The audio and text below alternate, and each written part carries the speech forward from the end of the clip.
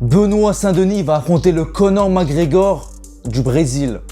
Et oui, Benoît, qui a comme surnom Dieu de la guerre, est un vrai dur à cuire. Lui, il est en mode full pressing, full attaque. Chaque minute, chaque seconde, il va pas te lâcher. Il a un bilan de 14 victoires pour 3 défaites et sur les 14 victoires, il a que des finishes. KO ou soumission. Donc clairement, il aime pas les décisions et ça tombe bien parce que nous aussi, on préfère le show. Un combattant au courage tellement spectaculaire qu'il accepte de prendre des coups et on dirait qu'il adore ça. Écoutez, c'est un kiff comme un autre, on ne juge pas. Et tout ça en perdant de l'espérance de vie, rendez-vous compte. Là, c'est pas un jeu vidéo où tu réapparais en seulement 2 minutes si tu perds. Non, là c'est la vraie vie dans la cage. Donc Benoît a faim, soif de revanche après sa défaite l'année dernière en main event à Paris. Il veut montrer au public français et aux yeux du monde qu'il est prêt pour le top 10 de la catégorie. Mais là, il va affronter l'homme qu'on appelle One Shot, Mauricio Ruffi. Mauricio, celui qui partait de rien, qui aurait pu tout lâcher, mais qui a continué et qui maintenant croit toujours en ses rêves. Possédant un style agressif et explosif, il est toujours invaincu à l'UFC. Et pour tous ceux qui ont me demandé son bilan, il est en 11-1. 11 victoires dont 10 par KO TKO. Donc lui aussi comme Benoît, il n'aime pas les décisions.